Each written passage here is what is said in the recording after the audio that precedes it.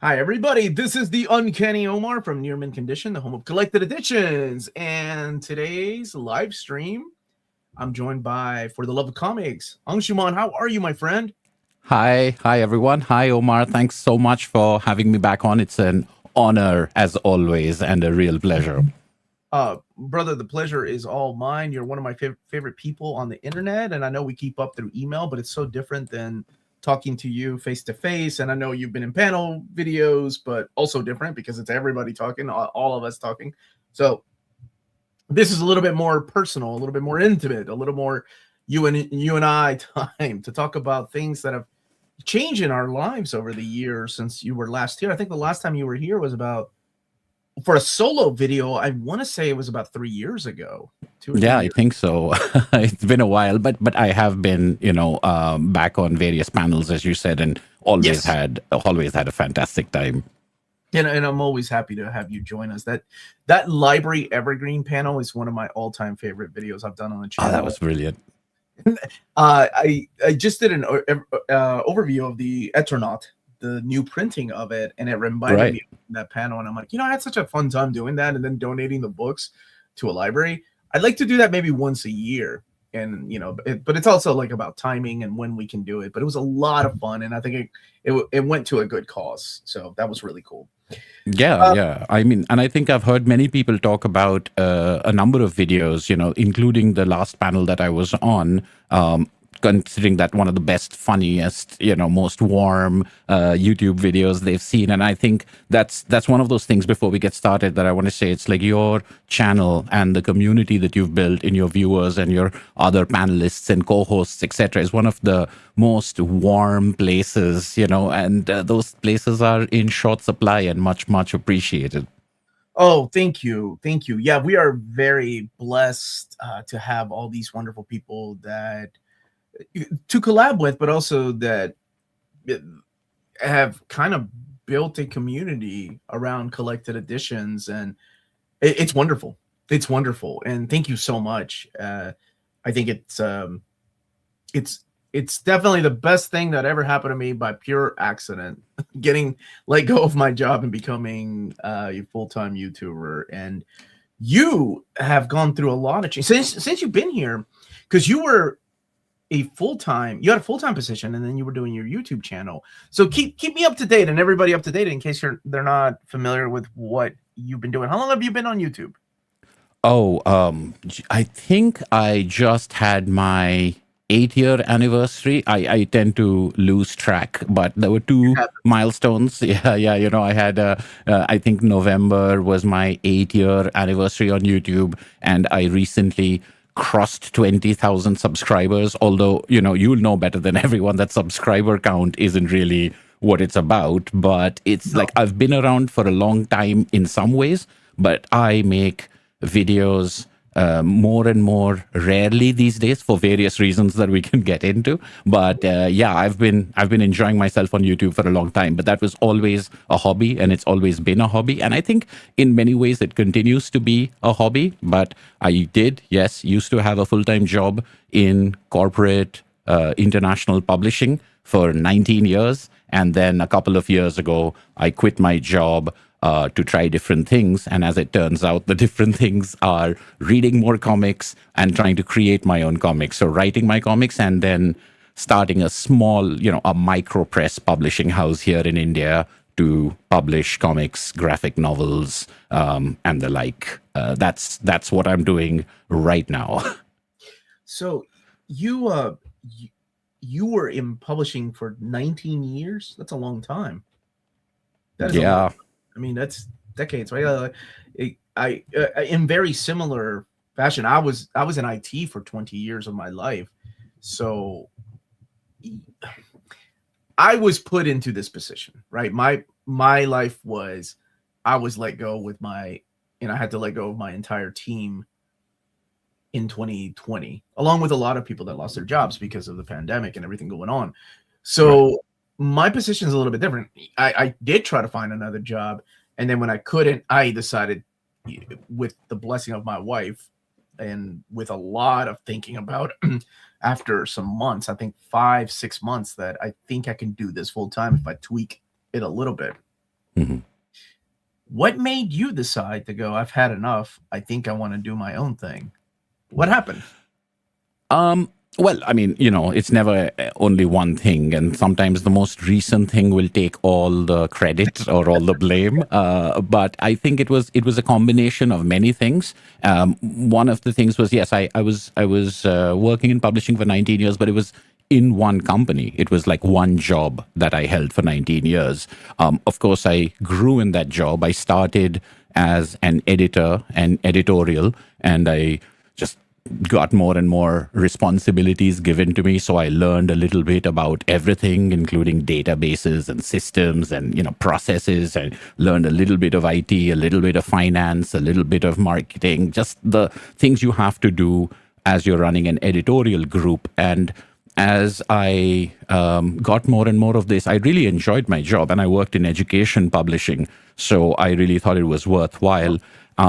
I thought I had a great job. I really loved the company, but I really loved the people I worked with and the opportunities I got. So when then things changed at work. So I would say, of 19 years of working, I had 18 pretty good years. Of course, there are rough patches, but the last year, things really changed when it comes to upper management and senior things, and a lot of weird ways of doing stuff started happening, etc. Things that I didn't agree with from the point of view of my business unit, because I was responsible for a business unit, but also things that I didn't agree with, intellectually or ethically, or without getting into too much detail. But I also felt so I was under, like, I was always in a bad mood, and my wife, my partner, she could see it, and she could tell that. And she'd been through something similar with corporate culture.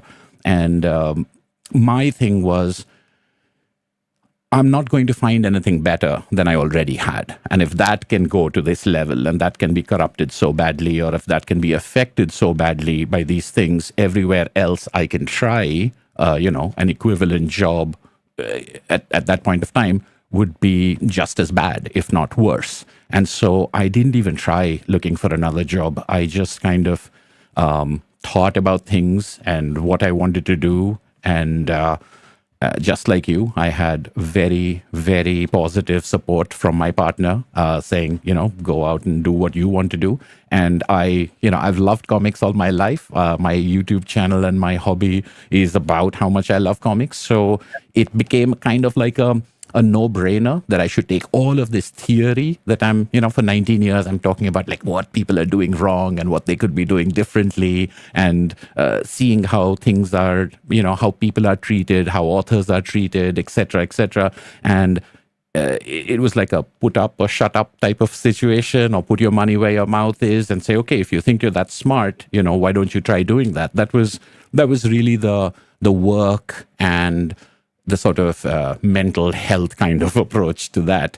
And the other thing, not to get too maudlin, but the other thing was, my father passed away in 2020, and my mom passed away in 2023. So, and they were both, not that old. It was illness, it was cancer, it was sickness, and it came very fast, and it kind of shocked us, all, my sister and I. We were devastated. And times like that, sometimes you go, what is the meaning of everything? What is it even? Everything is pointless, everything is useless, etc. And there was a sort of counter to that, as a way of getting out of that, was, life's short. You got to do what you love, and you never know what's going to happen. So it was sort of those two things sort of put together to say, you can keep saying, maybe I'll do this one day, but no time like the present. So I think it was a combination of those two sort of things. One very much about the workplace and professional stuff, and one very deeply personal, that sort of came together. And therefore, in 2024, that was the thing that we decided to undertake. So did a couple of, back of the napkin, back of the envelope kind of calculations when it comes to finances, etc., and said, all right, I guess I'll have to stop buying all these comics, but maybe, maybe I've got a couple of years in which I can try this. And if things don't work out, then maybe I can rethink. Which is where I am right now. I'm still in that little period of time that I've given myself to see if things can work out. Man, what an amazing journey. Like completely unexpected, maybe for you. I don't know. Like, we always talk about things we want to do when we're younger, and you're right. It is a matter of I'll do it one day. Putting it to the side. And I think anybody that has ever read a comic book or been in the comic book world has either wanted to draw or write a comic book, and we all have this idea. And sadly, a lot of us just kind of spend the time talking about it and not doing anything about it. So it's very, very commendable and admirable that you were able to make that decision in a period of your life that wasn't treating you kindly. And I think you took everything you learned and decided to make something good out of it. And yeah, that's wonderful, man. It's not easy. Publishing isn't easy. Owning your own business isn't easy. I know that you live in India and the publishing is a lot different over there than over here. Distribution's a lot different over there than over here. So, Right. and definitely go into those kind of details, but it's nobody goes into comics to be rich is the thing I've always heard. Yeah. Like, when I was a kid in the 90s, we all saw the Image guys. All 7 of them become well, not all of them, but most of them become millionaires overnight. And to us, that was like our NBA ball players. Like, like kids that played basketball would look at the NBA ball players going, man, I don't even need to finish college. I can just go and play straight ball like pro, right? And for us, it was like, I don't even need to go to college, man. I can just join Image Comics and I'll be rich. Right. Yeah. And then there's the sad reality of just becoming an adult, realizing that's not the way life works. And my journey was, I was set on a path of comics are fun. IT, project management is what I do. That's my career. I don't like it. I'm good at it, but I don't like it. There are days that I was miserable, but we could afford everything we wanted. I could give my family the life I did not have as a kid because, well, my mom and dad were immigrants from Peru and they came here and they didn't have the best jobs because they couldn't. My dad's degree in psychology wasn't worth a dime here in America because he didn't speak the language. Right. So I was able to give my life to kids my kids the life that I would have loved to have had. And then I lost my job.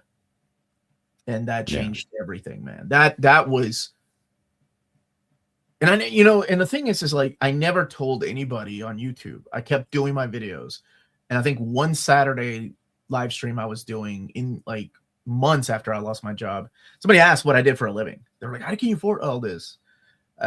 Which I'm sure is a question you get asked often when you read books, right? Like, what do you do, man? And I was, I don't lie. So I was like, this is what I do now. Like, it's because I don't have a job. And I remember that, like, that was the first time I said it out loud. And it just felt weird because just like you put a lot of thought into this, when you think, yes, you want to work in comics. I would, as a kid, all my life was just comics. That's all I ever wanted to do. And as an adult, you get hit with bills and responsibilities and health insurance for your family, and you're the you're the primary earner, and they're like, what are you going to do? And it's a moment of, if I go back to work, I can find something at level 1 positions and work my way up again. But this is a 20-year career. Right. Man, what do I do? Like, and then my friend told me, he was like, well, look, you could, you could try to do the YouTube thing. And what if it fails? But at least you tried. Think of all the other people out there that have always wanted to quit their job and do their own thing, start their own business, and never got that chance because they were either scared or they were never put in that position. And, but at least you would have given it a shot. Yeah. That's a lot more than people get. Yeah. And I think that's kind of what changed my mind. And then, of course, what kind of message I'm sending my kids. Like, look, your dad actually tried, right? Even though it wasn't successful, but he tried. And I thought that was such a beautiful message to give to my kids. So you've been there. You had a moment of quitting your job and moving on to something else very similar that you knew that you wouldn't be happy at. You decided to do your own thing. And I think that is, damn, man, that's amazing.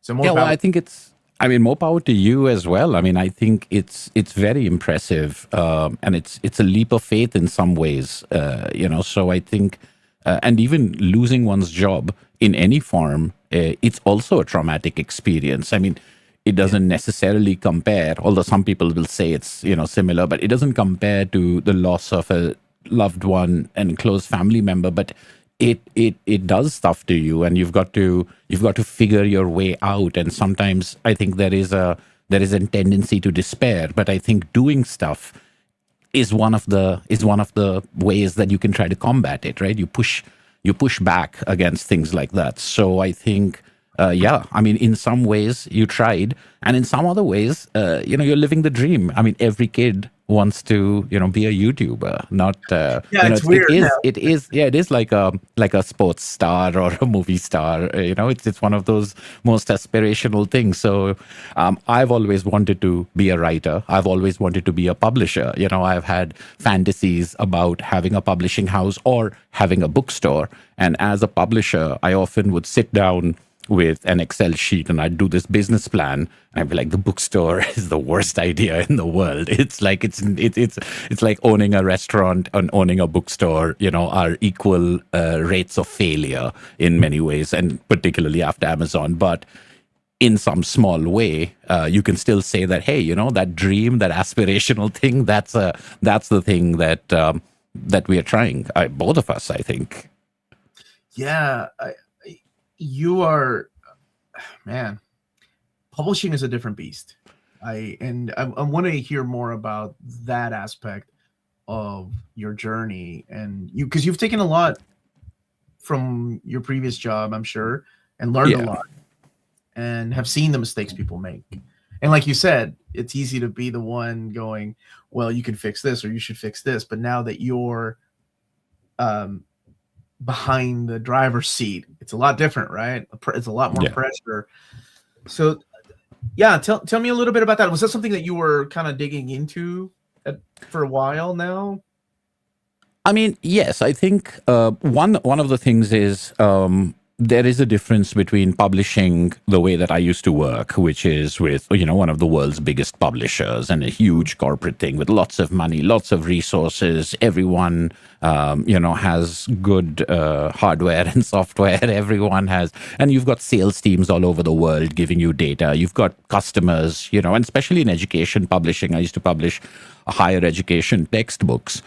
Your product is established in the market. You're in the 15th edition, 16th edition. So the kind of publishing that I'm doing now is very different, right? This is like very grungy. So it's like kind of like comparing something coming out of Disney with a student film. It's like it's very different. But I think the theories of most businesses are the same. And over the years, what I've really admired have been independent publishers, have been indie publishers and self-publishers, people who just put out their own comics. And I think for me, the most inspirational thing was going to these things like the Indie Comics Fest, where people are just photocopying their comics and stapling it and selling it like zine fests and stuff like that. And I really thought about it from the point of view of maybe the way someone who has worked in film would think about YouTube, to say that, hey, I could bring some of my big skills to a smaller thing. And so what I wanted to do was I wanted to do what those indie publishers were doing. I just wanted to do it with a little bit of that structure and with a little bit of that discipline that had come from the corporate world. But in the corporate world, it can become a little anonymizing, and particularly in other kinds of publishing, not necessarily where I was, where authors and creative works, they just get reduced to being inputs because you've got a machine that you've got to keep sort of putting fuel into, rather than treat art and treat creativity that way. What I thought is maybe I could go in that indie creative publishing route where you put the art first, but then you build a little bit of scaffolding around it that comes from the more, polished corporate publisher, like do a little bit of disciplinary financial stuff. So some of the things that we started with were very basic tenets, like do not overspend, don't spend money on things that don't require spending. We're not out there getting an office and hiring interns and doing all of that stuff. It's like, no, just do it all yourself out of your living room. Spend money only on printing, because that's where the real money needs to be spent, and things like that. So some of it is coming from where I came from, but it really is coming to support the things that were inspiring me, which was the self-publishers and the small publishers. So are you alone in this journey? I mean, I know that your wife has your back, of course, which is wonderful. But do you have other people that you want to publish or want to publish with you? Have you already talked to people? Tell me about that part of this. Right. So first of all, Indian Summer Press, which is the company that we started, is my wife and I. We are partners. We are partners in life, and we are partners in this business. So it's the two of us. So I'm definitely not alone. And yes, we are working on. I mean, I'm working on a comic, but I'm just the writer. The story is with my co-author and I, and he's the artist, and that's the series that we're putting out right now. We've got 2 chapters out. Our 3rd chapter comes out in a couple of weeks, hopefully, if everything goes right at the printers. But yes, I am working with other people. There are other publishers that I'm exploring co-publishing things with. Again, very small indie publishers. There are people who have sent me pitches, and we've put things on our website to attract pitches, ask people to apply, and there are things that we want to do and things that we have seen are probably problems with what we see in independent publishing. And one of the things we want to do is have that editorial development guidelines, not guidelines, but guidance, like shaping a story from the pitch onwards.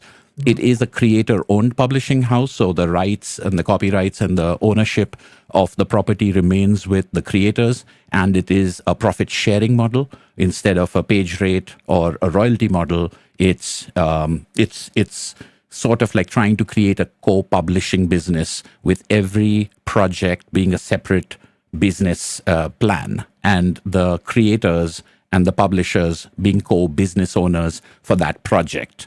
So it's kind of a lot of our theories about how artists and writers should be treated. And that's one of the reasons why we wanted to have a publishing house, not just publish our stuff, because my wife, she's also a writer. She's also working on a comic now with an artist, and we're developing things, but we also wanted to publish other people's work because we wanted to help them. We wanted to help them with our editorial skills, which is really what I think of as our forte, our ability to think about stories and to develop stories and to develop storytelling, whether it is in prose or comics. And for me, applying it to comics has been a great pleasure, but also to bring our financial skills, our production skills. And then there are other things that we know nothing about, like sales and distribution, which we will have to figure out, but we'll say that we'll figure it all out together with the artists and the writers and the publishers and the editors together. We'll figure it out together. So it's kind of like a mishmash of a dozen different things.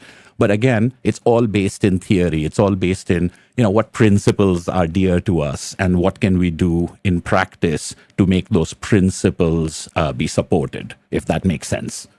No, it totally makes sense, because you touched on so many points about publishing, because you're doing this yourself. You don't think about the other aspect of things that you're not familiar with, like sales and marketing. You're absolutely right. Because nowadays, a lot of people here in America, I've seen a lot of creators, I've interviewed a lot of creators that go the way of crowdfunding.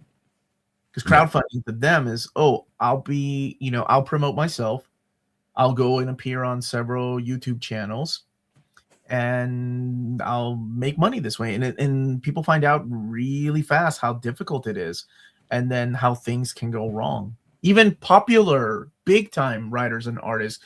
Who was it? Brian Pulido, the guy that did Lady Death, had a Kickstarter for Lady Death, and the entire batch was misprinted. Oh, wow. Because the file was so he. I don't remember how that was fixed. I didn't do the Kickstarter, by the way. This is just something my viewers had told me over the years that happened to them. But you learn really fast that, oh, it's not that easy. You need the help of other people, right? Like, oh, I need somebody to help me market this. One of my really good friends, that's what he does. He's a promoter for now. He works. He was at Disney. Now he works like for different comic book publishers. He's doing his own comic. Because, like I said, everybody that works in the world of comics has ideas of do their own comic. But it's almost like you do need somebody like that. I don't want to call him a hype man, but it is somebody that knows a little bit about marketing and self-promoting, and because you don't think about stuff like that. And of course, things are different here in America than over there. I do want to highlight this super chat. Holy cow, am I dreaming? Hello, Angshuman. And then somebody asked a really important question. Here we go from Rahul. Yeah.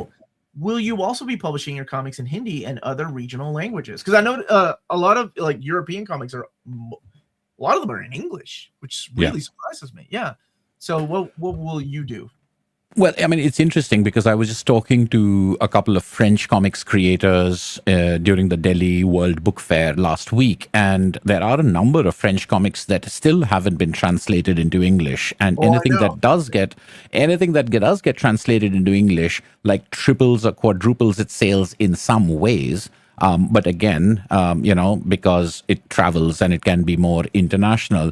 This question, though, is a very good question because I think at this point of time, our expertise is with English and our editorial expertise, our writing capabilities, etc. Now, we would love to co-publish with other publishing houses who have expertise in Hindi or Bengali or Tamil, like the people who know it's not just the language, it's also understanding the regional market. Like, what can your prices be? What are the expectations of a certain... So in India, you've got dozens and dozens of languages. Every state almost has a different language. So that also creates a different demographic distribution. So production costs are more in some ways, but price points are lower. English allows us to be a slightly, it's a niche product in many ways. It's a luxury product in many ways. So we're dealing with a certain kind of market right now. So first of all, I write in English. I speak in English. It's technically my third or fourth language, but in many ways, I think of it as my first language because that's the one that I've gathered over the decades the most expertise in, especially when it comes to writing. So I want to focus on English, but then I would love to hand it over to somebody who's an expert in Hindi to not just translate, but to market and sell it into the Hindi market and do it with that. And that, I think, is a dream. But we need to first prove ourselves. We need to say what we have is worth translating and is worth, will appeal to that market. So I think that is something we'll start shopping around, or we'll start having conversations about once we've got more in our book bag, once we've got more in our portfolio, once we've proved a little bit more who we are and what we are capable of. Right now, we're so nascent that it might be somewhere further away on the horizon. I love the fact that you have already thought about all this because, I think you have to think outside the box and outside of your comfort zone. I didn't know that you write in English. That's awesome. And everything, for the most part, that you guys are publishing at the beginning is in English, correct? Yes. Everything is in English. Because we don't want to publish, again, as a publisher, our philosophy is we have seen things that people, and this may be coming from, having a YouTube channel and speaking about comics on social media, etc. People have been sending me their comics for years. And when I go to indie comics festivals and I go to self-published comics festivals, I pick up comics, and read them. And very often I feel that there's a lot of potential and there's a lot of passion and there's a lot of talent. But what I'm seeing is half baked, or it's unfinished, or it's kind of like the first draft. Now, people are open to feedback, but you need to give that feedback at a very early stage, because once they're done, finished inking and coloring and lettering, yeah. it doesn't matter. So I feel bad when I look at something that someone has, worked on for a couple of years and then put something out and then they send it to me, and then I don't, I don't have the heart to tell them what is, what should be different, or what could be, what my honest opinion of it is, because that's very different from looking at a polished, finished book coming from, a big publisher. So our goal is to say that we want to be involved in that writing process. We want to help, because in India, it's not like the US or Japan or France. It's not a mature market with a generation culture of reading comics. It's very niche. It's not like comics haven't been there all through our publishing history, but it's very, very, very niche. So everyone who's doing it is sort of starting from scratch and doing it by themselves. So all of this to say that if it was in other languages, I really wouldn't be able to help that much. I wouldn't be able to bring that sort of editorial rigor to it the way that I can with English work. So right now we're focusing on English language work, and we also think that that's the one that has the best chance of traveling across the country. If I made something in Bengali, it would be for a certain region. If I made something in Hindi, it might be limited to a certain region, or Tamil would be limited to a certain region. So we want to cast our net as wide as possible. And we also obviously want to also consider any international sales or presence that might be possible, because it's all little drops, to make a bucket full of something. So right now, English is the way that we're focusing. In the future, it might be languages. But again, even in the future, I would much rather co-publish with another company than try to pretend I have the expertise in something that I don't. Man, well said. I'm not sure if you'll be able to answer this one. Maybe you will. Hi, Anshuman. Have you felt that it's harder to get the Wonder Woman omnis and Marvel omnis in India, even online? I do want to ask you about that too. Like Wonder Woman, the Greg Rucka omni still not available. Where does most of India purchase their big books like that come from America, whether it's Marvel or DC? Yeah. It's mainly either PRH imports it into the company and then into the country, and then you've got a limited number of stock, all depending on what Penguin Random House decided to put into their warehouses, or you use a couple of online bookstores who'll sort of order it directly for you, and then you get it. So it's one of those two. Now, that is affected by the availability of stock in the United States, of course. Oh. So sometimes what will happen is that PRH happen to get a couple of copies in. One of the things that I can think of is the Plastic Man rubber banded edition by Kyle Baker, because a bunch of us over here were very excited about it, but fewer copies came in than we would have liked, and then it went out of print. But at least it was available for a short period of time, but it was only a certain number of copies, maybe 20 copies or 25 copies in the whole country.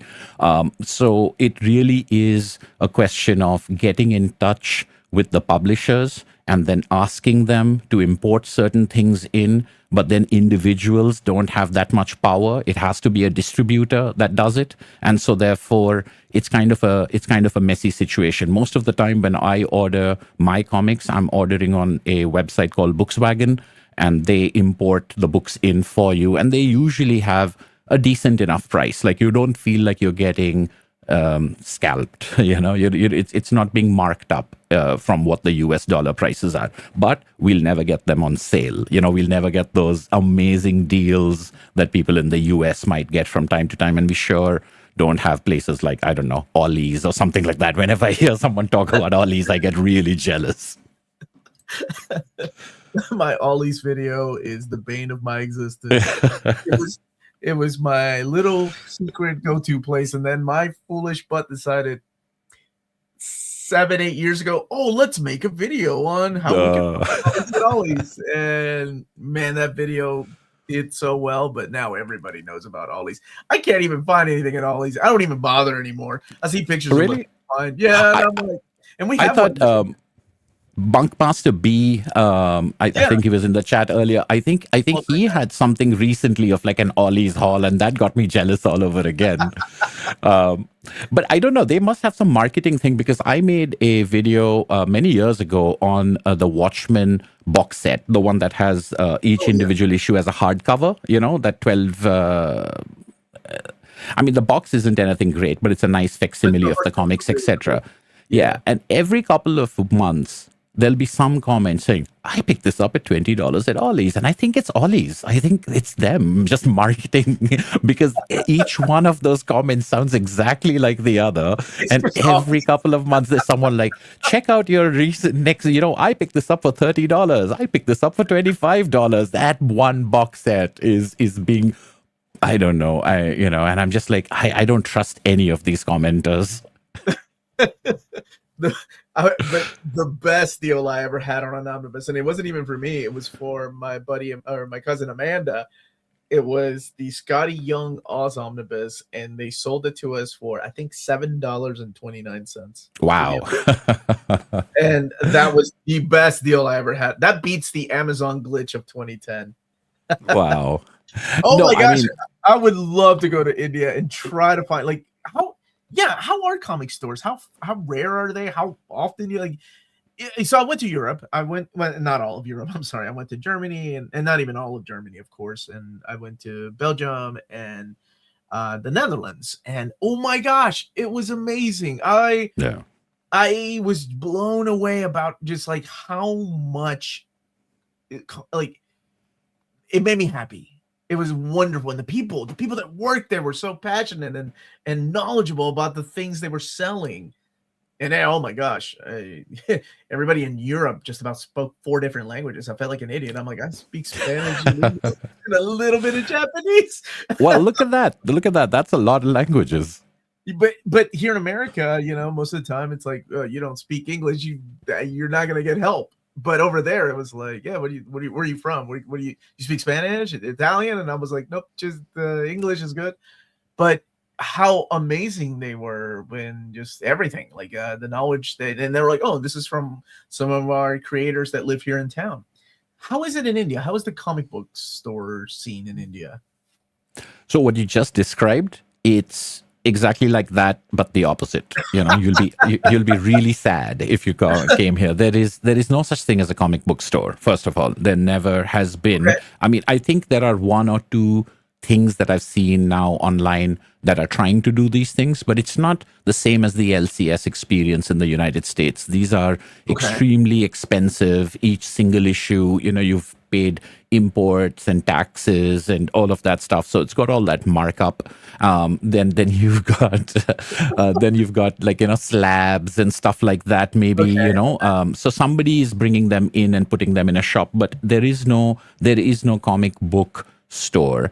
And bookstores in general have been, interesting, because now since we're doing this, our main focus outside of festival appearances and taking tables and, selling, off Instagram or our website, other one has been reaching out to bookstores. And there are independent bookstores, but you kind of have to wade through them and sift through them one by one, because they're not very common. And the ones that are there are fantastic. They're run by people like who are passionate about it and who are doing it, in spite of the fact that no one gets into having a bookstore to make money. They just do it out of passion. So in some of these bookstores, you will have a comics section or a graphic novels section. You've got that awareness coming up a little bit more, but they will most often be I mean, 99% of the time, they will be collected editions or bound volumes. You may find Marvel DC trade paperbacks. There may be Fantagraphics drawn in quarterly stuff, but it's not singles, and it doesn't have that weekly pull list sort of culture at all. Now, there are websites that will get you, Absolute Batman #1, etc. If you're in the mood for it, all of those things are slowly growing, but it's not at the physical level at all. Most of it is online and transacted upon online and purchased in, Facebook groups or WhatsApp groups and things like that. The physical bookstore itself is a rarity.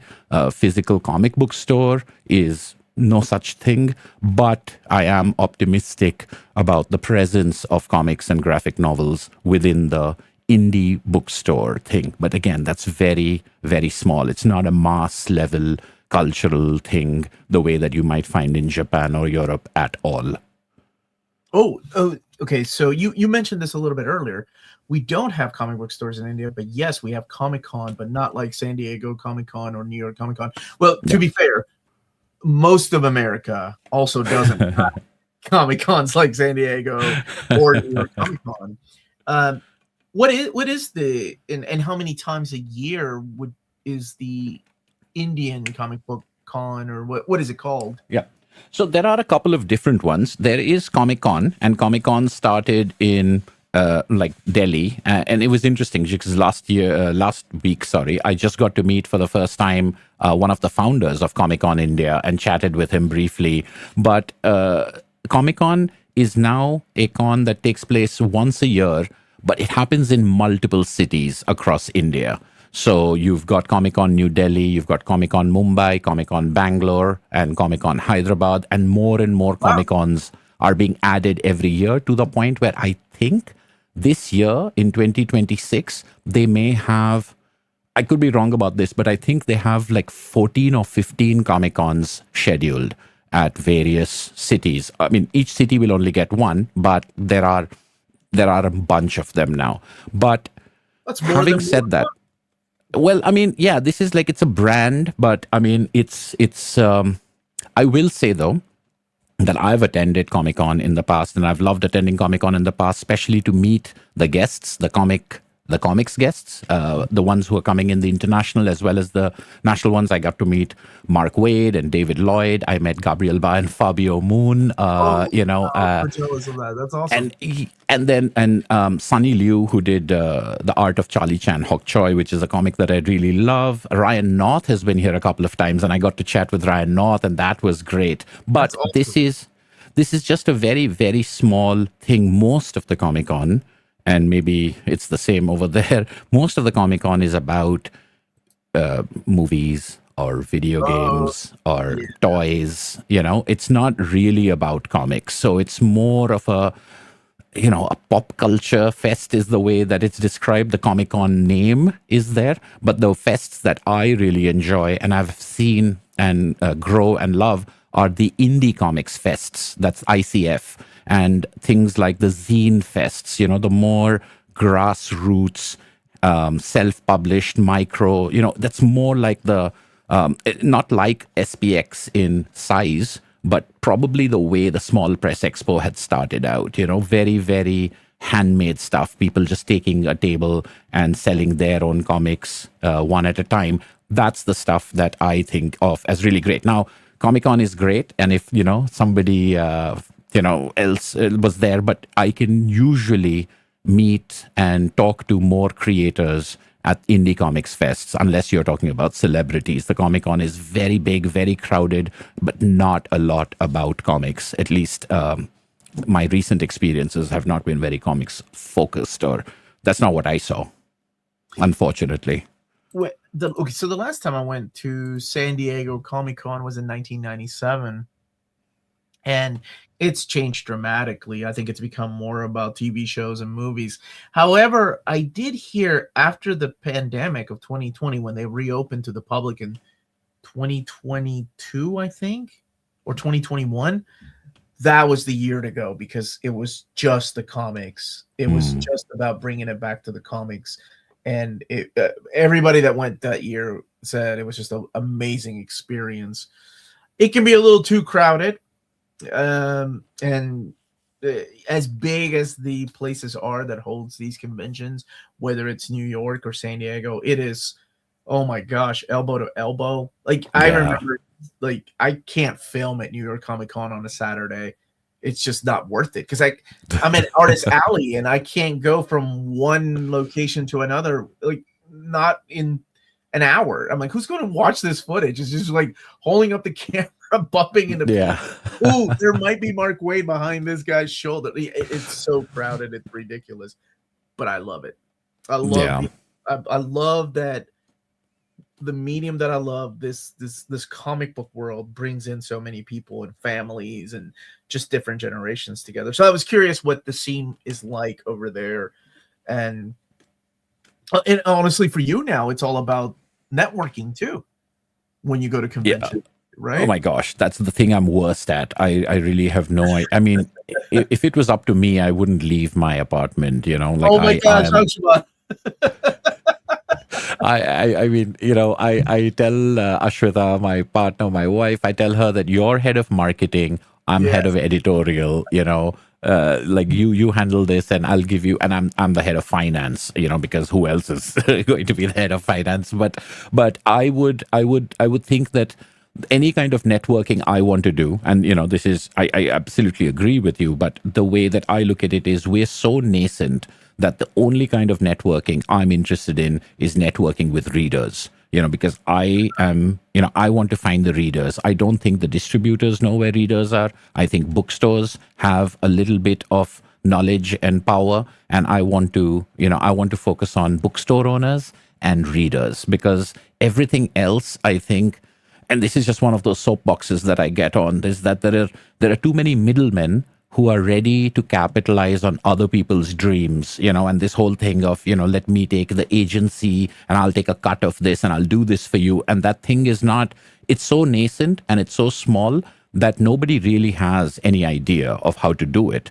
And one of my theories is, just do it yourself, instead of trying to network with, like, what I want to find are artists, writers, readers, and booksellers, as in the end retailer, not the distributor. I'm very disappointed and very disillusioned with distributors in India, which again is one of those big differences, because I think in the United States, you might find, a passionate distributor, someone who believes the same things you do, that believes in the things that you do. But unfortunately, in my experience, that has not been the case over here, where a lot of it is just treated as, you might as well be moving potatoes or, televisions. It doesn't matter what it is. It's a question of, I need this much discount, I need this much volume commitment, and I need this kind of calendarization. It could be anything, it could be bars of soap for all I care.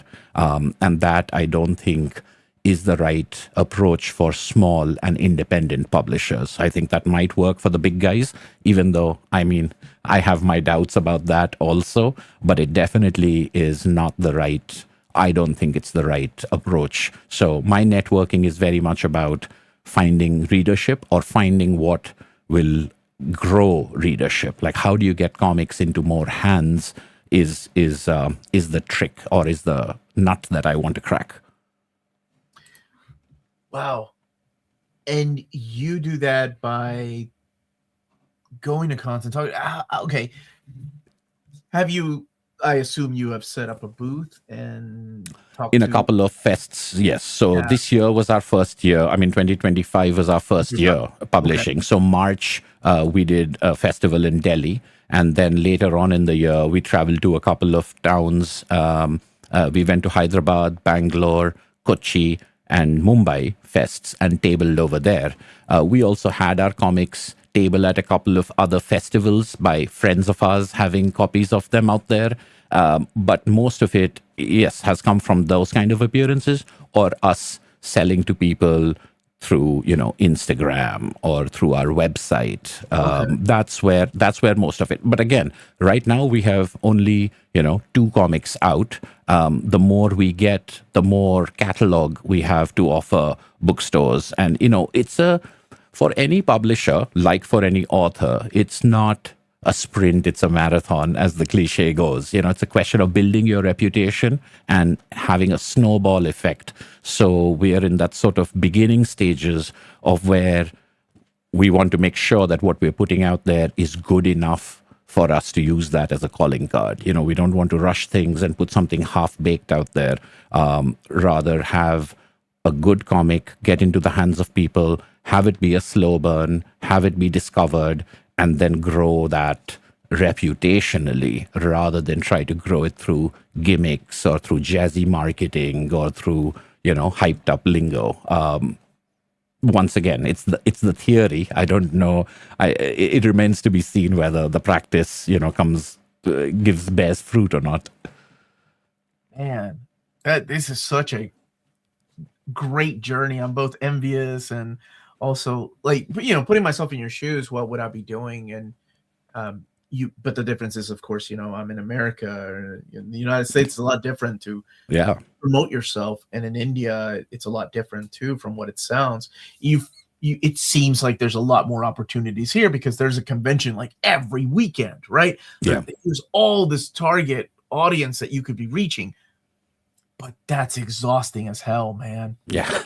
That is what we call the young man's game, right? Like hustling. Well, the hustle is there, but my gosh, doing that every weekend. And I don't know. Like, I'm thinking, like, how would I do this? Like, I'm blessed enough to have a community here that can spread the word, right? But yeah, it's such a different beast almost. There's so much competition here. That's the thing, is that it's the opposite in the United States. Like, sure, you've got all that, but it's also so much competition. It's so saturated, and whereas in India, it's like there might be a handful of comics readers, and how am I going to make them aware of this? And is this even going to interest them? And then you've got other people who might be readers, but they don't read comics. And how do you get them to change their mind and try something different? It's very much, the advantage over there is, I guess, you stand out as a new and interesting thing, as a curiosity, really. But there are a lot of people publishing comics. There are lots of different types of comics that are coming out in India.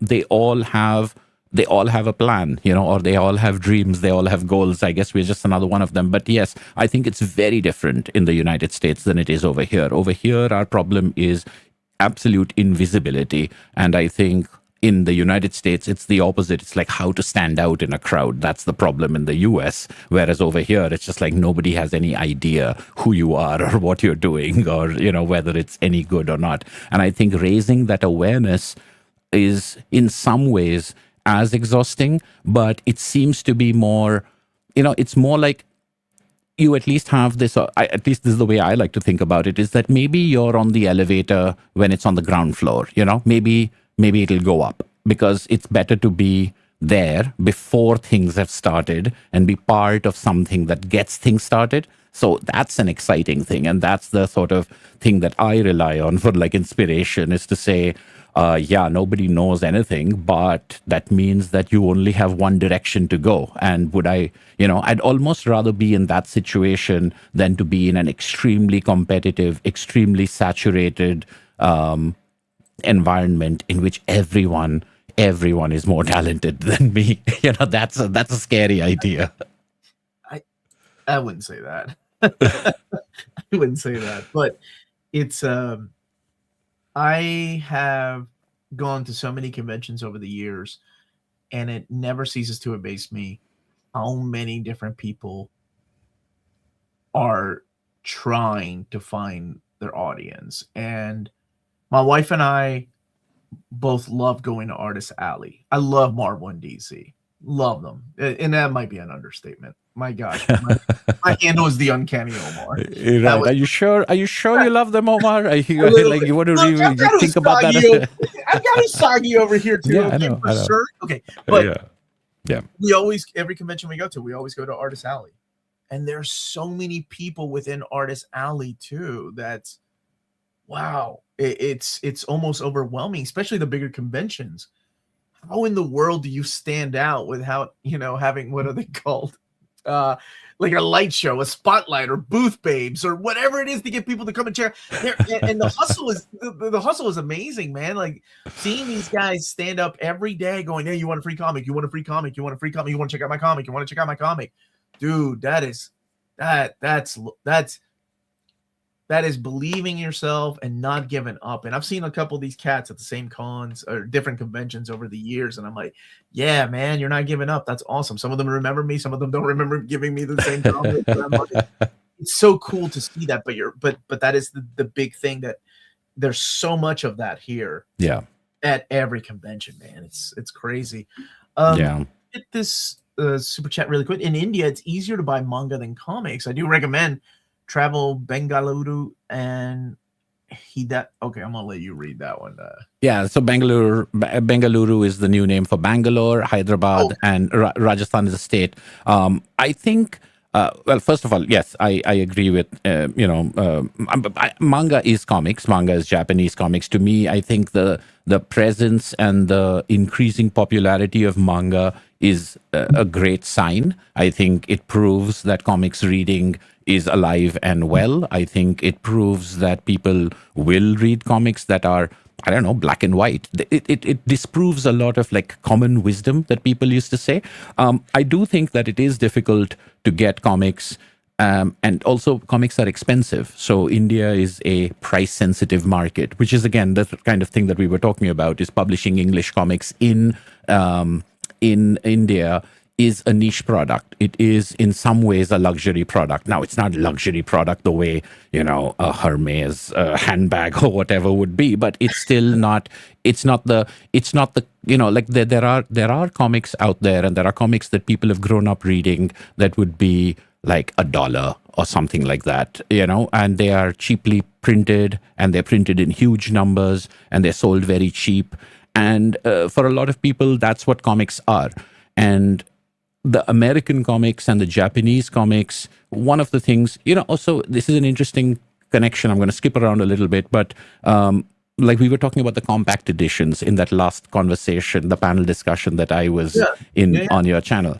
And that has been something that has been very popular in India. It's creating a whole bunch of new readership, where people are picking up The Long Halloween or Watchmen and stuff like that. In the mid-2000s, in the early to mid-2000s, there was reprints, and I think we talked about this the last time I was on as well. There were reprints of American comics in slightly smaller formats brought out by this company called Gotham Comics, and they brought out Marvel and DC, and they brought out Conan and a lot of other stuff as well, and that had created a lot of readership. So, but it is expensive, and they are fragile items, and they don't travel well, so there are lots of limitations to that. So the way that we are doing right now is a very direct to customer type of approach. We're not taking that, put it into the distribution chain and have it in every newspaper stand, etc., because that's just not the scale we can operate at. We can't manufacture that many copies. We can't give that kind of a discount.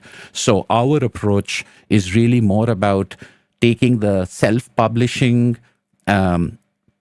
things that we have seen in Indie Comics Fest, taking that to the next level rather than try to replicate anything like Marvel, DC, or Scholastic, or anything like that. It's not at that scale, and that's not a scale game that we can play. But I do believe that because of the internet, because of manga, because of webtoons, because of YouTube channels like yours, there is more awareness about what's out there in the world than ever before. And I think that is only a good thing, where you can say that, no, I want something more from Indian comics than just what we've had so far. I know that it's possible, and comics are one of those things where you can do that. I think, you don't need a full movie studio. You don't need an entire animation studio. You need a writer and an artist and a colorist, letterer, and you can do that. So I think, I forgot what the question was. Maybe the question. The thing is, it is difficult. It is difficult to get. It is a little niche. I don't think it'll ever become a mass market thing the way that Bollywood is a mass market thing, because it's just not the same economics. But I do think it can be bigger than what it is now. And I do think if there are more people putting quality work out there, that will change over the next, 10 years, hopefully. I mean, at least that's my hope. Otherwise, I made the wrong decision. I don't think you did. This question actually has something to do with what you were just saying. Yeah. What effect has the MCU had in India, and specifically hooking new, younger consumers to introduce them to the print comic market? I mean, it's definitely raised awareness. There would have been many people who would not have known anything about Iron Man or Thor, and that's what Marvel was left with after giving everything to Fox. But it's definitely raised awareness, and I can see people getting more interested in that. But I don't know, I can't quantify what sales numbers those have affected in the print. I know that the awareness is there. I know that merchandise will sell. I know t-shirts will, but whether that's been, I think certain things like, and I think certain, and I don't want to get into a DC versus Marvel or anything like that, because I love them both, but I do think DC has done a slightly better job at putting things out that are good for new readers and for people getting into reading comics. And they found that access point a little bit more. But once again, I think it's mainly because of awareness. And I think that a lot of people might be reading pirated copies, or like they would be reading scans online and stuff like that. They'd be reading digital piracy copies rather than buying physical copies. And then when they like something, they might seek out the physical copies of that. That's the way my very anecdotal understanding is of how the trickle-down effect of the MCU has been. Man, what a great answer. Since manga is generally cheaper, it gets more sales. DC compact editions have truly helped to penetrate the market that doesn't read comics. I love hearing that. And one thing that Anshuman said earlier was that DC for years always had these standalone stories. Like they've had Watchmen, they've had The Dark Knight, Batman Year One, even though it's the very beginning of Batman, can be read as a standalone story. And that it's almost like they were ready for this market, and they just needed to find the right size and the right price, which has a lot to do with it. Marvel didn't really have a lot of those. Like, they had the original graphic novel line, like with the Death of Captain Marvel or God Loves Man Kills, but they didn't really make a lot of standalone stories with their characters. And they did try the digest format. I think they were just a little too early before people were ready. This is a good question. Any advice for me on places to go around Mumbai in 2 weeks? Are you really going to Mumbai? This is my buddy, RVP Cars Ghost. Okay. Life, man. I've seen him in the comments and everything, but I mean, that's excellent that he's going to Mumbai. I'm not very familiar with Mumbai, but there are a couple of interesting comic book type of stores that are there. There are bookstores that you can go to, but if you're looking for a like an LCS experience, I'd much rather advise you to go look for good food. That's the thing to do when you're traveling in India. Okay, there you go, buddy. Go and eat some food. Here is another wonderful super chat. I spent my childhood reading Raj comics, and now that I read DC and Marvel, I realize how much inspired copy the characters were. Groove in this rogue gallery. I haven't read that. So have you read what he's talking about?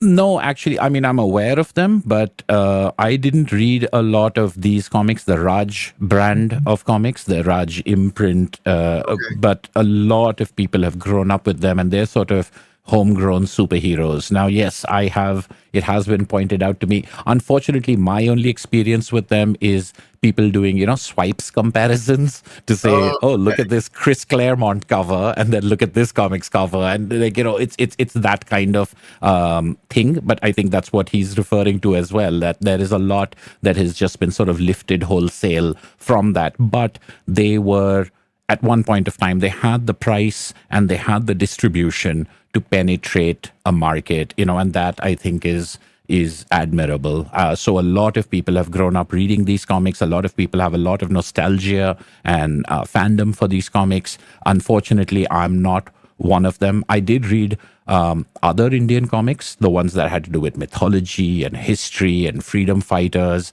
I read anthology comics for kids, and I also read a lot of American education. Yeah, the ones that your parents are okay with you reading, you know.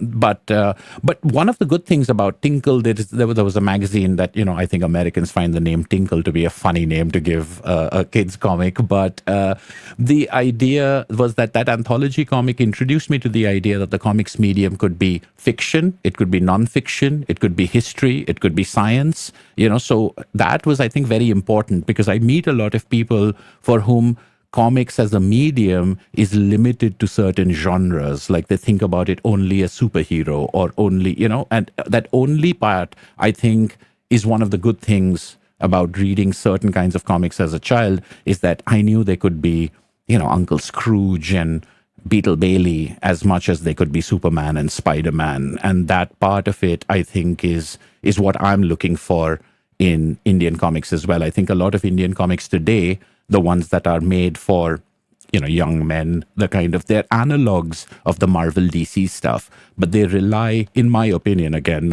it's not an absolute truth, but they rely a little too much on mythology and then just sort of recycling the same mythology and same myths as superhero comics and putting that into that dressing. And some of them are quite good, but a lot of it is just kind of the sameness of it. And I'd love to see more horror. I'd love to see more sci-fi. I'd love to see more fantasy, but also sports stories or romance stories. You know, I want to see those things. And that's one of the things that we think in Indian Summer Press, like we'd like to publish comics of all genres, you know, like to say, just like anything that's a good story goes. And that's kind of what I'm hoping the next thing will be, instead of just relying on superheroes or just relying on mythology. It's so different here, and I think it's gotten a lot better. Yeah. But in the 80s and 90s, which is that's my era of just growing up in the world of comics, it was Marvel, DC, and that's pretty much what you knew. A lot of it is because, you know, there was no internet. We didn't know the whole world. We had heard things, and I remember the Silver Surfer parable story, which was done by Mobius. Yeah. I did, you know, as a kid, I'm like, I don't know who Mobius is. Like, who is this guy? Like, I just remember the older people would be like, oh, he's a great European artist. And I'm like, it's not Jim Lee or Mark Silvestri. What do I care? Right. But it's so different now. I think it seems like kids and the younger generations are more aware that there's a whole world and genre of different stories to be told. And a lot of it has to do with manga being so accessible here. Manga, much like you said, here is, you know, the shonen stuff, of course, still sells like crazy. That will never stop selling, and no matter what part of the world you're from.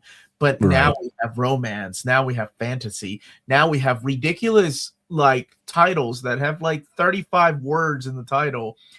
Yeah, I've seen some of those. Like when I was a kid, like what? That never would have happened here in America. Yeah. But because of that, they have seen like, oh, there's a lot more to it than just these guys dressed in spandex fighting crime. And I think there's a wonderful beauty to that.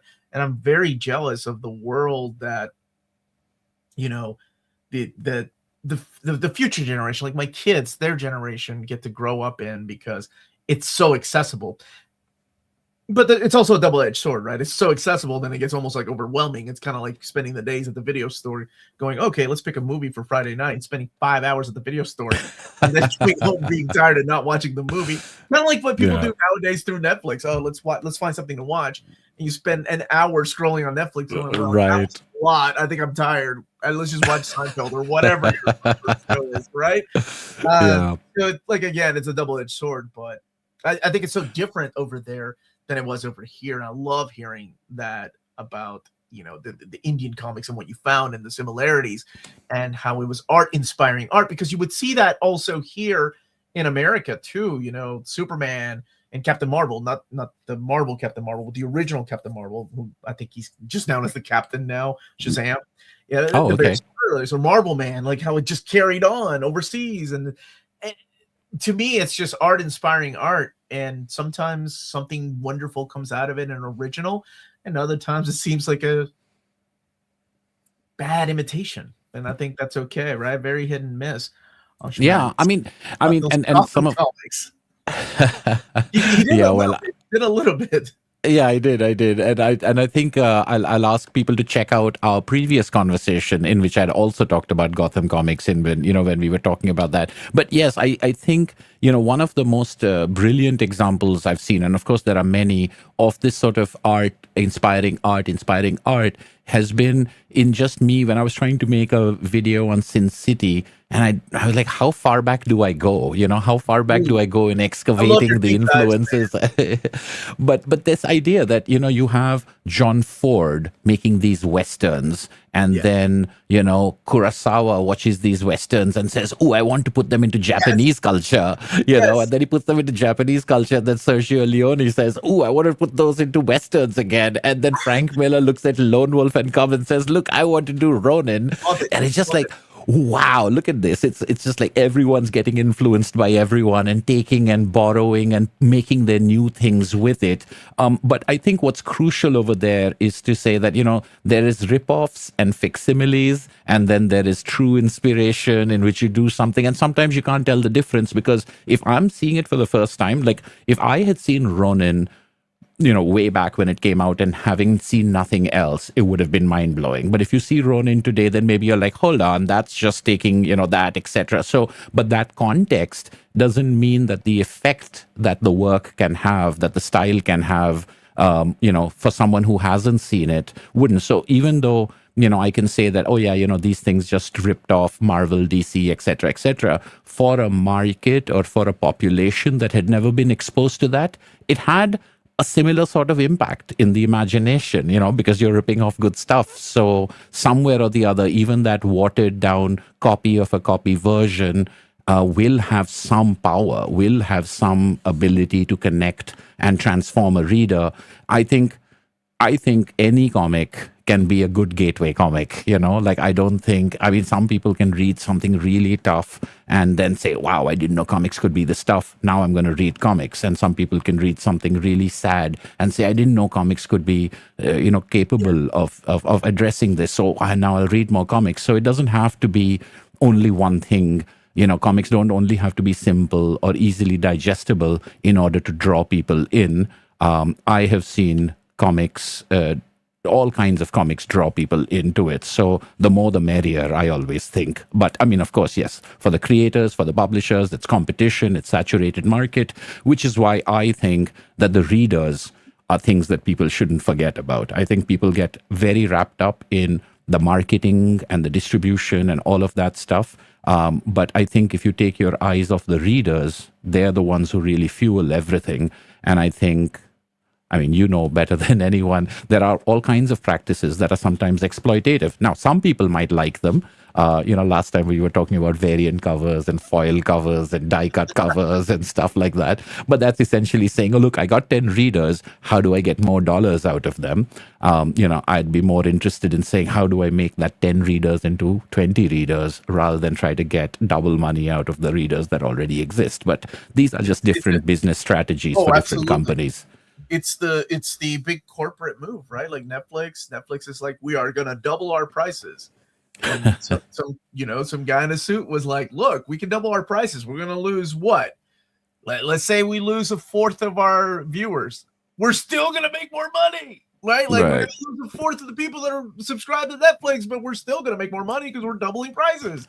Like, it's that kind of mentality sometimes when it comes from the corporate world, right? And I'm not saying that people that make comics at Marvel and DC aren't fans of the stuff, because they are, but also they're a business, right? Which is a lot different than self-publishing. Batman the Killing Joke is the only comic to cross 50,000 sales in India, all due to popularity of Nolan's Dark Knight trilogy.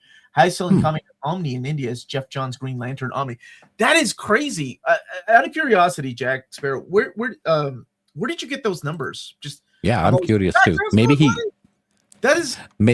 Maybe Jack Sparrow works at Penguin Random House. Maybe he's logging into the ERP at the moment right now. He's taking all the ISBNs and totaling them up at the back end of things. don't rat yourself out there. Don't do I that. know. Shimon, before I forget, before we start wrapping up, can you share with us some of the comics and some of the visuals? If you can share your screen, I'd be more than happy to show people and give me like Yeah. some of these stories. Yeah, I'd What? love to.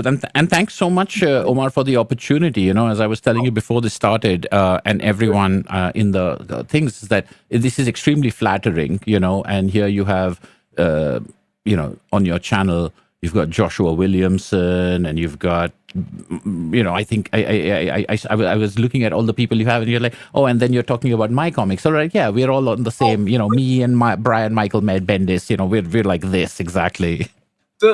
I mean, the thing is like, I know I've said this before, and I will always say it. I think you are the smartest voice when it comes to graphic novels. I think you have a way of getting people hooked on something. I've mentioned your Usagi Yojimbo video. I had done a video a couple years back, and because you know, like the algorithm and the way it Right. works, your video for Usagi Yojimbo popped up, and I was walking and I like listening to audiobooks and stuff when I walk. And I was like, oh, I'll watch this video. I already know everything about Usagi Yojimbo. I'm not gonna learn anything from For the Love. Oh, but it was so cool to hear you talk about it in a different form, in the history. I don't know. It's very documentary style. It's what the kids nowadays are calling the iceberg videos. Which you were doing yeah, that's what the cool trendy thing is now, man. Like Wow. you were doing those type of videos for years without the help of AI scripts or tools. Anyway, Yeah. I think, you know, there's a genuine love, and I admire that about you. I think that is there. Unfortunately, in the world of YouTube, or I'm sure in every world, there's a lot of fakeness to this. A lot of you know, a lot of people come across as not being genuine when it comes to these things that they say they like, and when you find out, it's almost like, damn, is everything wrestling? Is everything just fake? Is everything just for the numbers? And I think I'd like to think that I have gathered myself around people now that are true, genuinely passionate about these things. So I never want, you know, never comes across as like we're faking it. Like Yeah. it's all just like it's all just for the numbers. But yeah, no, man, dude, it is an absolute pleasure to talk to you. I don't do it as often, and yeah, I would love to do it more often. But yeah, no, I would love to anytime, but you know, I really do appreciate it. Someone said something in the chat that I absolutely want to echo, is that you are a classy guy, Omar. You know, it's just an absolute pleasure, and thanks so much for the opportunity. You know, and I think some of the people in the audience also knows that I could keep talking for hours. So you're doing a very smart job, you know, reining that in and say, you know, I do have a life. It is a Sunday. I have stuff to do. But I really do. Garage, and I was like, there you go. Today. No, but thanks so much. And so right now, Indian Summer Press at indiansummerpress.com, you can check out our website. We do have 2 chapters of a story out called The Sun is Made of Silver. This is my comic. Wait, Lord, where's the focus? Yeah, there we go. So this is the comic that I am co-authoring with artist and well, we're writing the story together, and I'm writing the script, and he's doing the art, Nikhil Gulati. Nikhil is a great artist, and this is a historical adventure set many years ago in India, but it isn't a fantasy. I've got chapters 1 and 2 out. Chapter 3 is coming out in a couple of weeks. As I said, it is a black and white comic. We are doing these in 24-page issues. There will be 6 issues total for we were thinking 144 pages, but the 6th issue might be a double-sized issue in order to complete the story. But it's a finite story, and then maybe it will come out as a graphic novel. That's something we'll explore once the 6 chapters are out. There are other comics I'm working on with other artists and other writers, but The Sun is Made of Silver is available on our website right now. It's available for sale in India, for sure, but we've also recently put it up for sale to ship to the United States, to the United Kingdom, and to Canada. So if you go check it out on the website, the shipping is a little on the high side. I mean, there's nothing to be done, but we found a good shipping where if you bundle 3 copies together, any more and it becomes prohibitive. But 3 copies together or 2 copies together is about $10 or $11. And that's something that we're happy with. So if you're interested in checking these out, take a look at the website. This is the art style. It is a black and white comic, very, as people and Omar mentioned, very influenced by some of our favorites, including Usagi Yojimbo. It is about war, but I think it's an all ages work. It has some violence in it. It has some trauma in it from war, but it's also about friendships and human connections. It's got action, but it's also got dialogue, and I'm very proud of it. I'm very proud of this work that I'm doing with Nikhil, and I'm very proud of the work that we're working on in editorial, and hopefully more and more comics will start appearing on our website. So if you're not at an ICF, check out the website for these comics and keep an eye out for new comics coming very soon. Chapter 3, Ashwita's comic, will come out in a couple of months' time. I think I saw Rio in the chat over here, who's a young artist I'm working with. And he and I are working on an anthology of horror stories. And so I've got my little, historical fiction over here. I've got a horror anthology over there. I'm working on a sci-fi story. There we go. Some pages. This is from chapter 1. It's stuff like this where I think, we've got a lot of like what we like about comics and how we like comics to be. And I always think about comics should be written to be comics rather than trying to be novels. And that's one of the things that I've seen, at least in Indian comics, is people are trying to overwrite a thing. They want to prove themselves to be writers. And I really think writing for the comics medium is its own art, and that's what I'm trying to explore. So I've taken a lifetime of reading comics theory into writing comics for the first time, and I really couldn't be prouder at this point of time. The fact that you're holding it in your hand, you have done so much more than all of us have talked about. It's very cool, man. And these are just this is from chapter 2, I believe. This is the first page of chapter 2, yes.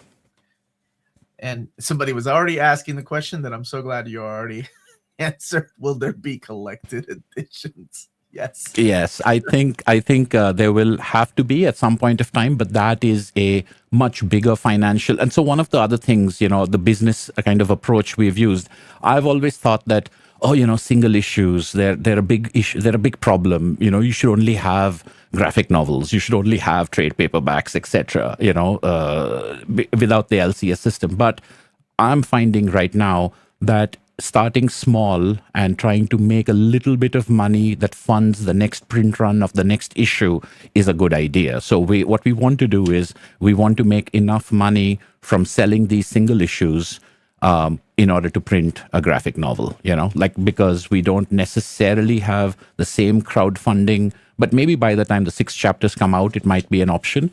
But the idea being we want to do it all ourselves. We don't want to give it to a publisher. We don't want to give control of it to someone else. Even over here, it was an interesting thing that this size and slightly bigger at an A4 size would have cost us the same. And I always would have thought, we would have said bigger is better. But when we saw this size and we saw the bigger one, we were like, no, this one, it just has a charm, So we've picked 100 GSM bond paper. We wanted it to be off-white, We wanted all of these kind of things. Yeah. So we wanted the right paper. We wanted the right cardstock. We went for matte lamination instead of glossy lamination. These are just things that make this an item as an object the way, and that's what we would like to do with the graphic novel, with the collected edition as well. So that might be, that might take us some time and that might take us some money. But obviously, once we do that, these will no longer be printed. So these are kind of like the limited, runs of the things that will hopefully finance the graphic novel. And that's a model that we're using for this one. But for some other book, we may not. For other book, it might be just a one shot. For some other book, it might just be, a Tintin type of 62-page album, and that's all there is to it. So it all depends on the story. This happens to be a story that we thought would benefit from serialization, and we love hearing from, so before we say, one of the things that I've always loved in comic books, Marvel and DC, was the letters page, and letters to the bullpen and all of that stuff. So we've got a letters page at the back. So what people thought of the first issue of the first chapter, we've printed on the back of the second chapter. And that's something we want, that's something that serialization allows us to do. It allows us to hear from readers as we are telling the story, and then incorporate the reader's comments into the next chapter of the story, which is, to me, as a nostalgia factor, I'm just so happy I was able to do that. Dude, that is awesome. So perfect time to plug our favorite indie comic crossover, American Star, Nod, and his great comic, Zoo. I don't think I've gotten to read Zoo. Well, this was my contribution to your end of year video, Omar. But of course, there were 100 people on there. But Zoo is something that is available in the United States. It's available in comic book stores, and it's Bubbles. Bubbles is the zine that Brian, I think, I forget his last name, brings out. So it's published by the Bubbles zine publishers. So Stories from Zoo is a collection that collects stories from his first 4 issues. And the 5th issue right now is being distributed in the United States by Bubbles. Well, I am putting that down now. Usually, because usually with your suggestions, I write them down. I immediately buy them, and then put them in my read pile. And I finally read Ducks last year, and it blew me away. Yeah, that book was amazing. And I remember you adding it to your favorite reads of 2023, I think 2024. Yeah, I got around to reading it last year, and it just blew me away. Well, I'm glad to hear that. Yeah, loved it. Good to see indie comics coming up in India. From what I remember from early 2000s, the big 2 comic publishers were Raj and Diamond was publishing over there as well. Yeah, no, this Diamond is different from that Diamond. It's not the distributor Diamond. Yeah. This is a publisher that's been around since I was a kid, and they have a lot of a lot of series that have, again, deep nostalgic value for people my age. And so it's like even in the 2000s, they're still there. So that's one of those long legacy comics publishers, but they're very different in some ways. They're very mass market, and they're produced for the mass market. They're priced for the mass market, and people have a lot of fondness for them. Okay, gotcha. What Jack said about Killing Joke is true. Its data at 10 years total in sales over Amazon Kindle and Flipkart combined, being just 100 pages, did help. That's crazy. The Killing Joke. I mean, it's huge here. Wow. He's like the Hernandez brothers of India. Wow, that's a compliment coming from Harry P. Karsgos. He does not throw those names around at all. Let's see here. If I may, I would like to encourage you both to consider doing TED Talks on your perspective in comics. If you haven't already, they would both be fascinating watches. Thank you so much, Jordan. Thank you. Yeah, much like my friend Anshuman, dude, I don't know when to stop talking. It's usually my wife that reminds me, you have to stop at this time because you have to do this, and it takes you. She is, oh my gosh, you all have no idea the behind the scenes of the channel. She reminds me that I cannot do things as fast as I say that I can. I can film this, I can jump on the live stream, and I can do that garage in this amount of time. She's like, no, you cannot. Everyone needs someone like that. You need to stop at this time in order to go and clean that so you can be ready for this other thing. And I'm like, oh, that's probably true. She knows me a lot more than I know myself. Omar, if you want to read the collection of Zoo, I bet I know a bicyclist enthusiast who could send me one then, RV. I mean, if you know somebody that sends. I would love to. Elon, how are you, buddy? And yes, Scheduling, oh my gosh. Let me tell you, before even this chat, like I was a project manager and I never used my calendar unless I was doing a calendar invite with my team. It wasn't until I started doing this full time that I'm like, oh my gosh, a calendar helps. This is Yeah, crazy. it does. It Otherwise, I does. forget because I would Yeah. remember everything. I remember where like, but now it's just like I don't remember normal things that I should remember. Comic books, sure, I still remember a lot, but everything else outside in the real world, not so much. Shimon, do you have a schedule? Like, do you still do like you try to do a video a month? Do you try to do? Yeah, my YouTube stuff has really suffered in the last couple of months. Although I have actually done sort of the opposite of what you've done, Omar. I tried to do a grand experiment on YouTube in which I demonetized my entire channel because I got angry at the ads that were showing. They were, I don't know. So I wanted to see if so if you join the partner program and then say, take my monetization off, then they'll show no ads. Before, I hadn't joined the partner program and they would show ads anyway. So Yeah, I was like, yeah. So if you're going to do it anyway, I might as well make some money off it. Is my idea. But now I've switched off ads and I haven't uploaded a video in a while, and that's because I've been busy with the festivals and busy writing these comics and working on these comics with other people. But I'm also trying to detox myself from this algorithmic, like, oh, you have to do this, otherwise your channel dies. And I'm just like, let's see how bad it can get. Let it hit rock bottom, and then I'll do something, and no one will watch it, and I will. It's kind of like what you were saying. We used to earn corporate salaries, and they were good salaries. And then when you don't have those salaries anymore, you think it's the end of the world.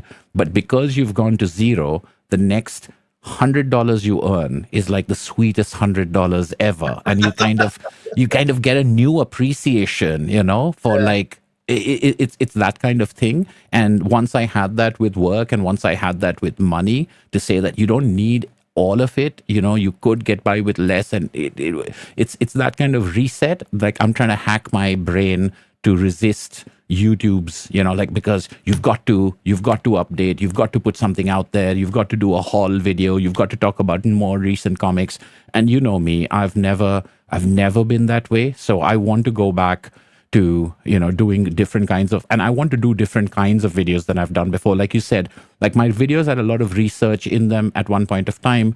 But I also started thinking, man, someone can just go on Wikipedia and look this up. What am I bringing to it? What I really want to talk about is how the reading experience was for me. And then I want to talk with other people about what the reading experience was like that. For that, I don't want to summarize the story. I don't want to say, only which year it was first published and all of this information that's out there. I want to do something else. And to do that, I want to not compare it. I don't want to put a video out there that I really believe in, and then the algorithm tells me this is 10 out of the last 10. This is the worst performing video, the way that YouTube does. So I've sort of taken almost a masochistic approach to saying, let the views go to zero, let everything go to zero, and then I'll start afresh doing the things that I really love and not being bothered by these YouTube, stats.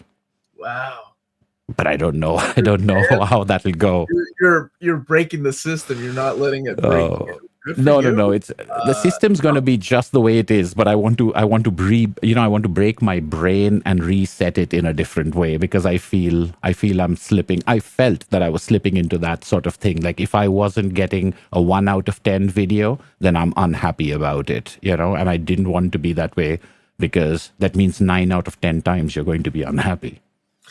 No, you're right. I think it's such a weird world with YouTube and what it likes to promote, right? It doesn't promote live streams. It doesn't promote long form videos unless you hit a certain number.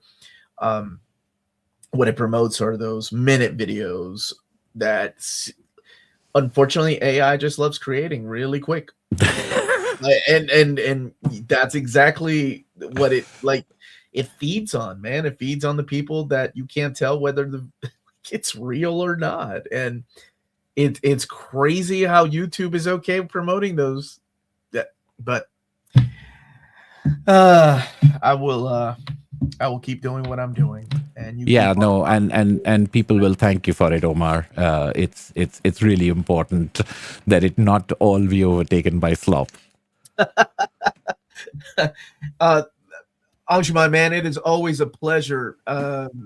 Thank you so much for joining me. Likewise. I actually have a live stream every day this week. It's crazy. I will Wow. be back tomorrow with actually, I think both Joe Pruitt and Ron Mars are joining me tomorrow at 5 p.m. Eastern time. But we did, and I will also put the link to your website in the description of the video. But I want to thank James. We did pin it at the top of the video, Thank you. the website where you can go and purchase these books. You're also on Instagram as well, right? I mean, Yeah, I mean, that's just an extension of my YouTube channel. I think the website for my comics and the YouTube channel for my non 1 minute videos is the way to go. and then this is the Instagram to Indian Summer Press. Thank So you. thank you all so much for watching. I encourage Thank everybody you all. and check out his books. And that's it, everybody. Until the next time. And Anshuman, until the next time for sure. Thank Stay you. healthy and safe, everyone. We are out Stay of safe, here. everyone.